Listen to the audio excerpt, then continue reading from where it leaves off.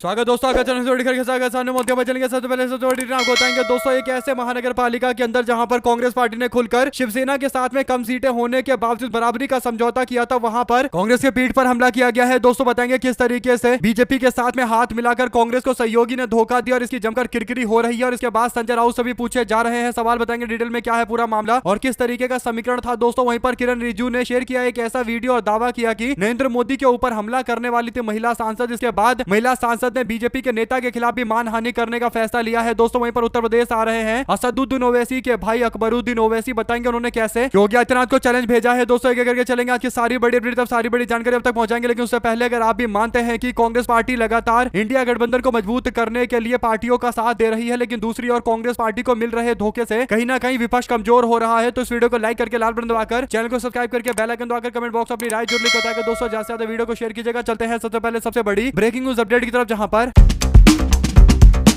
महाराष्ट्र के चंद्रपुर महानगर पालिका के अंदर सत्ता संघर्ष में आज एक नाटकीय अंत देखने को मिला। दोस्तों हुआ ये कि जब चुनाव के नतीजे आते हैं तो पता चलता है कि किसी भी एक पार्टी को अपने दम पर बहुमत नहीं मिला है। भारतीय जनता पार्टी की उम्मीदवार के तौर पर संगीता खांडेकर को मैदान में उतारा गया। दोस्तों संगीता खांडेकर को कांग्रेस पार्टी से केवल एक वोट ज्यादा मिला और कांग्रेस पार्टी का उम्मीदवार यहां पर चुनाव हार गया और जीता हुआ उम्मीदवार कांग्रेस पार्टी का जश्न मनाने लगा। दोस्तों यानी संगीता खांडेकर चुनाव जीत गई। बड़ी बात यह है कि एक जो ये वोट बीजेपी को एक्स्ट्रा पड़ा दोस्तों, वो शिवसेना एकनाथ शिंदे गुट का नहीं बल्कि शिवसेना यूबीटी गुट का था। यानी उद्धव ठाकरे की पार्टी ने कांग्रेस पार्टी के साथ में अंत में जाकर धोखा कर दिया। दरअसल दोस्तों चंद्रपुर महानगर पालिका के अंदर टोटल 66 सीटों में से कांग्रेस पार्टी के पास 27 और 3 उसके सहयोगी जन विकास पार्टी यानी दोनों को मिलाकर 30 के आसपास का आंकड़ा था और केवल इनको 3 और पार्षदों के सपोर्ट की जरूरत थी। और शिवसेना उद्धव ठाकरे गुट के पास 6 पार्षद थे यानी नगर सेवक थे और 2 निर्दलीय थे। तो कांग्रेस पार्टी शिवसेना उद्धव ठाकरे गुट से मुलाकात करने के लिए विजय वेटीवार पहुंचते हैं उद्धव ठाकरे के घर मातोश्री, और जहां पर उन्होंने समर्थन मांगा दोस्तों और बाद में समर्थन दे भी दिया गया। इसके बाद लगा कि कांग्रेस पार्टी ने समर्थन हासिल कर लिया है चंद्रपुर के अंदर। और चंद्रपुर में कांग्रेस पार्टी ने शिवसेना ठाकरे गुट के पास केवल 6 नगर सेवक होने के बावजूद उनको आधे टर्म का मेयर पोस्ट देने का फैसला लिया। यानी 2.5 साल कांग्रेस पार्टी का यहाँ पर पार्षद मेयर बनता, जबकि 2.5 साल के लिए शिवसेना ठाकरे गुट का पार्षद मेयर बनता। यानी 2.5 साल के फॉर्मूले पर काम किया गया दोस्तों। जबकि कांग्रेस पार्टी को केवल 3 और पार्षदों की जरूरत थी। इसके बावजूद ठाकरे को मेयर का पोस्ट ऑफर किया गया और ठाकरे की पार्टी ने इस बात को मान भी लिया। उसके बाद जब चुनाव का टाइम आया दोस्तों तो भारतीय जनता पार्टी के पास यहां पर केवल 23 पार्षद थे। एक शिंदे गुट का समर्थन मिल गया तो 24 तक आंकड़ा दोनों गठबंधन सहयोगियों का बन रहा था। बाकी इनको 33 के आंकड़े तक पहुंचने के लिए तकरीबन 9 और पार्षदों की जरूरत थी, जिसमें से ठाकरे गुट के 6 पार्षदों ने बीजेपी को सपोर्ट करने का फैसला लिया दोस्तों और 2 निर्दलीय भी साथ में आ गए। तो आंकड़ा 8 इनका और हो गया, यानी 24 + 8 का आंकड़ा होकर 32 तक पहुंच गया। इसके बाद एआईएमआईएम क्या यहां पर वोट डालती या नहीं डालती, ये एक बड़ा सवाल था दोस्तों। बाद में एआईएमआईएम के क्योंकि वो नगर सेवक थे, अगर कांग्रेस पार्टी को सपोर्ट कर देते तो कांग्रेस पार्टी का यहां पर मेयर बन जाता, लेकिन इन दोनों ने कांग्रेस पार्टी को सपोर्ट करने की जगह बाहर जाने का फैसला लिया दोस्तों। एक तरीके से बहुमत का आंकड़ा जो 33 से ऊपर हो सकता था, तो ऐसे में एआईएमआईएम के पार्षदों का चुनाव को बॉयकॉट करने के कारण, वॉकआउट करने के कारण आंकड़ा बहुमत का 32 पर पहुंच गया और भारतीय जनता पार्टी यहां पर चुनाव जीत गई। बीजेपी का मेयर यहां पर बन गया। चंद्रपुर के संघर्ष में, सत्ता संघर्ष में आखिरकार भारतीय जनता पार्टी को फायदा मिल गया दोस्तों। और बड़ी बात यह है कि शिवसेना ठाकरे गुट जो पहले दावा कर रहा था कि वो कांग्रेस को सपोर्ट करेगा, अंत में जाकर कांग्रेस के खिलाफ ही वोट डाल दिया गया। अगर आप भी मानते हैं दोस्तों कि कांग्रेस पार्टी को छोड़कर किसी और पार्टी में कोई विचारधारा नहीं है, यानी जब देखो इनडायरेक्ट या डायरेक्ट तरीके से बीजेपी को सपोर्ट करते हुए नजर आते हैं, और यही बड़ा कारण है कि इंडिया गठबंधन की एकजुटता उस तरीके की नहीं हो पा रही जिसकी लोग उम्मीद करते हैं। कुछ एक पार्टियां हैं जो कांग्रेस पार्टी के साथ पूरी तरीके से विचारधारा के मामले पर एक साथ खड़ी रहती है, उसमें समाजवादी पार्टी और राष्ट्रीय जनता दल है। बाकी जितनी भी पार्टियां हैं दोस्तों उनका बुरा हाल है, वे सबके सब बीजेपी को लेकर इस तरीके का विचार रखते हैं कि अगर मौका मिले तो बीजेपी को सपोर्ट कर दो, डायरेक्ट कर दो, इनडायरेक्ट कर दो। और यहाँ पर इनडायरेक्ट तरीके से एआईएमआईएम ने बीजेपी को सपोर्ट कर दिया, जबकि डायरेक्ट तरीके से उद्धव ठाकरे ने भाजपा को सपोर्ट करके जिता दिया। ऐसे में दोस्तों अगर आप भी मानते हैं कि ये कांग्रेस पार्टी के नेताओं के लिए आंखें खोलने वाला मामला है, इस पर ध्यान देना चाहिए, तो अपनी राय जरूर लेकर बताएगा। ज्यादा से ज्यादा वीडियो को शेयर कीजिएगा। चलते हैं एक और बड़ी अपडेट की तरफ, जहां पर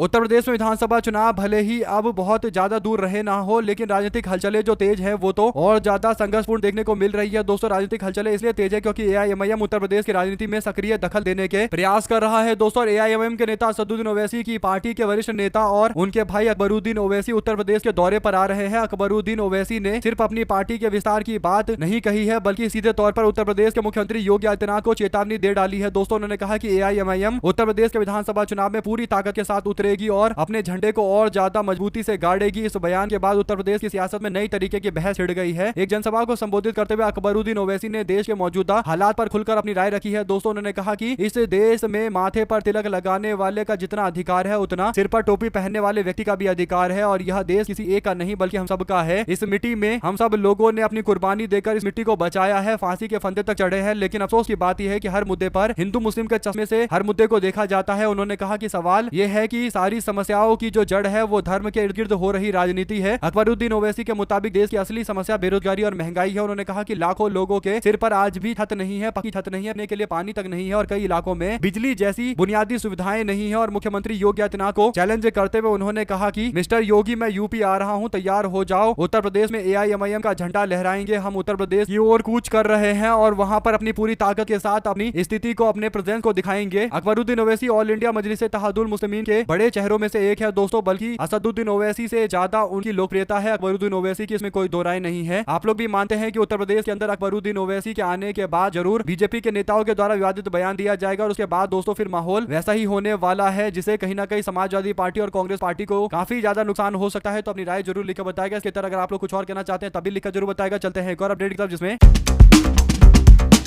विपक्ष ने लोकसभा के स्पीकर ओम बिरला के खिलाफ अविश्वास प्रस्ताव का नोटिस पेश कर दिया है। इसमें 118 सांसदों के हस्ताक्षर और बजट सत्र के 10वें दिन मंगलवार को लोकसभा में प्रश्नकाल की कार्रवाई नहीं हो सकी और 11 बजे सदन एक बार फिर से शुरू हुआ और विपक्ष ने हंगामा किया। फिर कार्रवाई को 12 बजे तक के लिए स्थगित कर दिया गया। लगातार स्थगन जारी है। हंगामे के बीच संसदीय कार्य मंत्री किरण रिजिजू ने दावा किया कि हम चाहते हैं कि बजट पर चर्चा होनी चाहिए, इसे हम सबका नुकसान हो रहा है। हालांकि भारतीय जनता पार्टी का कोई नेता राहुल गांधी को बोलने नहीं देने दे रहा है दोस्तों, यानी राहुल गांधी जो किताब लेकर आए हैं उसे पढ़ने नहीं दिया जा रहा है, क्योंकि बीजेपी के नेता को लगता है कि अगर सदन के अंदर राहुल गांधी ने MM नरवणे की जो किताब, जो तथाकथित किताब है, उसे पढ़ दी तो फिर पूरी तरीके से भूचाल आ जाएगा और नरेंद्र मोदी किस तरीके से 56 इंच की छाती को लेकर बड़े बड़े दावे करते हैं, नैरेटिव बनाते हैं और वास्तविकता सबके सामने नजर आने लगती है। आप लोग इस पूरे मामले पर अपनी राय जरूर लिखकर बताएगा। दोस्तों, चलते हैं एक और बड़ी अपडेट की तरफ, जहां पर निर्मला सीतारमण लोकसभा में लाइव थी दोस्तों, यानी लोकसभा में चर्चा जो थोड़ी देर चली उसमें अखिलेश यादव ने निर्मला सीतारमण की ओर इशारा करते हुए कहा कि मैं ये जानना चाहता हूं कि क्या बजट डील के पहले किया गया या डील के बाद बजट तैयार किया गया, यानी पहले डील किया गया या बजट बनाया गया, बजट बनाया गया फिर डील किया गया, और आपने हलवा कहां बांटा है ये भी जरा बताइए। यानी सीतारमण से सवाल पूछते हुए तंज कसा गया दोस्तों अखिलेश यादव के द्वारा। और अखिलेश यादव ने पहले भी कहा कि इन लोगों ने पहले डील किया फिर बजट लेकर आए हैं और बजट भी उस तरीके से लाए हैं जो डील को फायदा पहुंचाए। अखिलेश यादव ने सीतारमण से पूछे कई सारे सवाल, इस पर अभी सीतारमण कोई जवाब नहीं दे रही दोस्तों, मुस्कुराते हुए नजर आ रहे थे। लेकिन अखिलेश यादव जब भी ट्रोल करते हैं तो अपने तरीके से जमकर मजे लेते हैं और फिर से एक बार अखिलेश यादव मजे लेते हुए नजर आए। साथ साथ मणिपुर के अंदर उखरूल के अंदर 5 दिनों से इंटरनेट सेवाएं बंद है दोस्तों। उपद्रवियों ने 25 घर और 4 सरकारी क्वार्टर फूंक दिए हैं। जिले के अंदर कर्फ्यू लगा दिया गया है। मणिपुर में नई सरकार बनने के भीतर ही हिंसा शुरू हो गई। उपद्रवियों ने उखरूल जिले के लितान के अंदर 25 घर और 4 सरकारी क्वार्टर में आग लगा दिया है। हिंसा के बाद पूरे जिले के अंदर कर्फ्यू लगा दिया गया। 10 फरवरी की सुबह 11:30 बजे के आसपास 5 दिनों के लिए इंटरनेट की सेवाएं बंद कर दी गई। तांगखुल और कुकी जनजातियों के बीच में हिंसक झड़प के बाद इलाके में सिक्योरिटी फोर्स मौजूद है और हिंसा की शुरुआत 7 फरवरी को लिताह के अंदर एक शराब के नशे में झगड़े के कारण मामला इतना बढ़ गया कि 2 समुदाय एक दूसरे के आमने सामने आ गए, यानी कुकी समुदाय और नागा समुदाय के लोग आपस में एक दूसरे से भिड़ गए। इससे पहले मैतेई समुदाय और कुकी समुदाय के लोग एक दूसरे से भिड़ गए थे दोस्तों। तो ऐसे में पहाड़ पर रहने वाले 2 बड़े समुदाय हैं, नागा और कुकी, उन दोनों के में ये पूरा संघर्ष हुआ है। आप लोग इस पूरे मामले में अपनी राय जरूर लिखकर बताएगा। साथ साथ चलते हैं एक और बड़ी अपडेट की तरफ, जहां पर पेंगुइन ने दावा किया है कि उन्होंने नरवणे से जुड़ी हुई कोई भी किताब पब्लिश नहीं की है, इसका कोई सार्वजनिक पब्लिकेशन नहीं किया गया है, जबकि राहुल गांधी के पास ये हार्ड कॉपी मौजूद है दोस्तों। इसका जवाब देना चाहिए पेंगुइन वालों को कि आखिर राहुल गांधी के पास ये हार्ड कॉपी कैसे पहुंची और ई-कॉमर्स साइट पर कैसे बेचा जा रहा था। हमारे साथ लगातार जुड़े दोस्तों का बहुत बहुत धन्यवाद। आप लोग देख रहे थे आपका चैनल जय हिंद जवाहर।